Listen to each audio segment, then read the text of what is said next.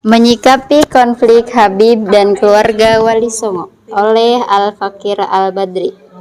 Sejak kesepakatan di rumah Habib Taufik Assegaf, itu saya sudah tidak peduli lagi dengan cacian oknum anggota Robitoh Alawiyah.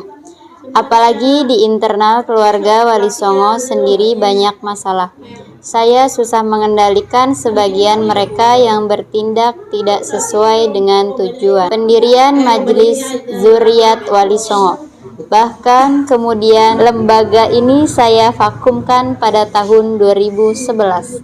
Sejak saat itu bermunculan lembaga-lembaga mengatasnamakan keluarga Wali Songo, baik rumpun besar maupun rumpun kecil. Saya tidak berhubungan dengan mereka dan memang tidak mengenal mereka, kecuali Naat, karena pendiriannya adalah Kiai Madura dan kenal baik dengan saya. Sejak dulu, pendustaan nasab keluarga Wali Songo yang dilakukan oleh oknum Mbak Alwi itu sifatnya tidak terbuka. Setidaknya tidak dilakukan oleh tokoh dan diliput media, sehingga keributan hanya terjadi di kalangan tertentu. Sampai akhirnya terjadilah keributan antara Gus Fuad dengan Baib, khususnya Habib Bahar, di mana kemudian dengan nada dan mimik nyelakit, Habib Bahar mengatakan bahwa Wali Songo tidak memiliki keturunan dari garis laki-laki. Saya sangat terkejut ketika Habib Bahar mengatakan itu. Saya sudah menduga ini akan menjadi masalah besar. Statement Habib Bahar itu akan mengobarkan kemarahan keluarga Wali Songo yang selama ini ditahan. Selama ini saya sudah mengalah demi menjaga nama baik Habaib dan agar tidak menyulitkan As-Soffah, lembaga alumni Sayyid Muhammad Al-Malik, yang dari awal berusaha mendamaikan kami. Kalau mau, sejak dulu saya bisa saja bicara di media mendesak Robitoh Alawiyah untuk debat terbuka. Kalau itu saya lakukan niscaya sejak lama konflik itu menjadi keributan nasional seperti saat ini. Bahkan ketika banyak oknum habaib mendustakan nasab keluarga Wali Songo, saya pun berkata, kalian mendustakan nasab kami ke Wali Songo hanya karena kalian tidak tahu saja. Sama halnya dengan nasab kalian yang didustakan oleh Ashraf Yordania dan lain-lain, karena mereka tidak tahu saja. Hal ini saya singgung dalam buku saya berjudul Tasawuf dan Mempribumi, Kunci Sukses Dakwah Wali Songo, yang terbit pada tahun 2012. Jadi, apa yang dipermasalahkan dalam kajian Kiai Haji Imaduddin Al-Bantani tentang nasab Ba'alawi itu sudah lama saya ketahui. Insya Allah nanti akan saya bicarakan lebih detail tentang itu. Kini saya bukan lagi ketua paguyuban keluarga Wali Songo. Paguyuban saya sudah bubar. Saya hanya mau mengamati saja dan tidak mau terlibat dengan pertikaian ini.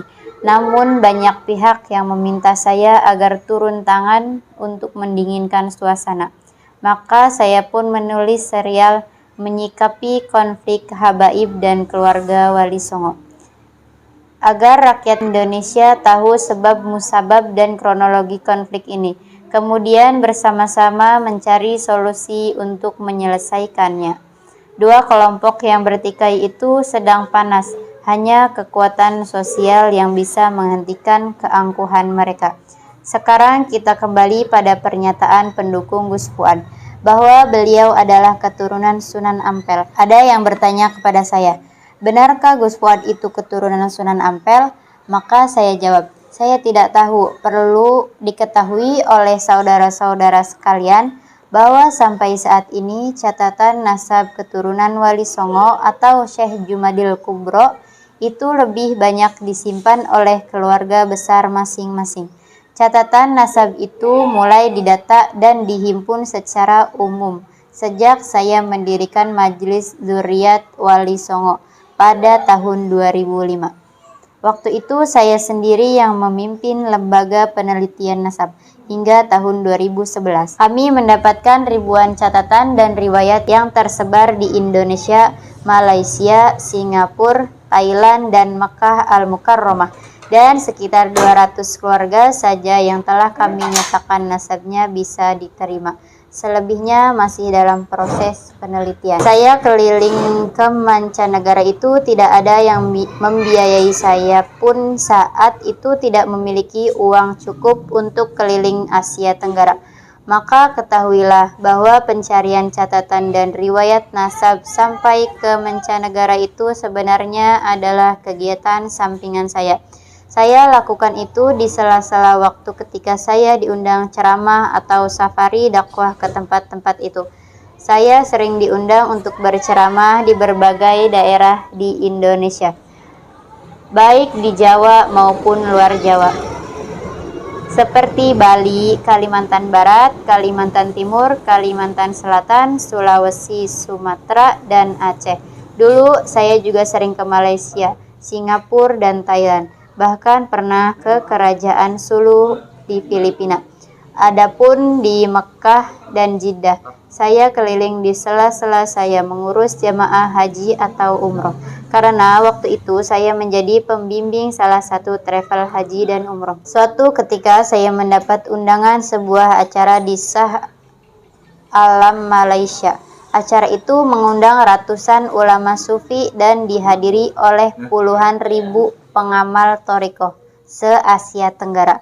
Setiap negara ada yang diundang khusus untuk berceramah. Saya termasuk penceramah yang dari Indonesia. Juga Dr. Andes Kiai Haji Muhammad Diyauddin, Surabaya, dan Dr. Syekh Rohimuddin Nawawi Al-Bantani. Ketika itu saya meminta tambahan tiket dan kamar hotel kepada panitia. Saya katakan bahwa saya ingin membawa rombongan ulama dan tokoh keturunan Wali Songo. Ketika panitia menanyakan jumlahnya, saya sebutkan angka 20 dengan agak pesimis dan hanya coba-coba. Namun ternyata mereka bersedia tanpa menawar. Seperti kata pepatah, dikasih hati minta rempela. Saya pun mencoba meminta tambahan lagi, yaitu meminta disediakan bus untuk keliling Malaysia dan Thailand. Ternyata mereka mengabulkan juga. Akhirnya saya bisa membawa rombongan ulama dan tokoh keturunan Wali Songo ke Malaysia. Total rombongan 23 orang di antara 20 orang yang saya bawa dengan fasilitas dari panitia itu adalah Kiai Haji Hasan Abu Bakar Soleh, ulama sesepuh pesantren Benda Karep, Cirebon. Kiai Haji Ahmad bin Hasan Benda Karep, Sultan Saladin Karaton Kanoman, Cirebon.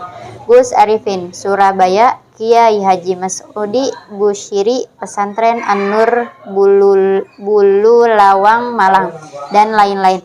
Setelah acara yang digelar 2 hari di Masjid Shah Besar Alam itu, kami pun keliling Malaysia dan Thailand Selatan, Fatoni, khususnya silaturahim pada ulama sesama keturunan Syekh Jumadil Kubro. Sambutan ulama Malaysia dan Fatoni sungguh luar biasa. Mereka yang masih sesama keturunan Syekh Jumadil Kubro benar-benar menerima kami sebagai keluarga, termasuk Menteri Besar Kelantan yang menerima kami di rumah pribadi beliau, bukan di rumah dinas. Bahkan beberapa kali saya dan kiai-kiai lainnya ditawari menikah di Malaysia dan di Fatoni. Namun hanya satu saja dari kami yang kemudian benar-benar menikah dengan putri ulama Malaysia. Cerita-cerita di atas bisa memberi gambaran kepada saudara-saudara sekalian bahwa keluarga Wali Songo saat itu memiliki perhimpunan yang solid dan diperhitungkan. Walaupun keanggotaannya masih kecil karena memang baru berdiri, saya sengaja tidak ekspos ke media karena tujuan pendirian Majelis Dzurriyyat Wali Songo hanya untuk silaturahim.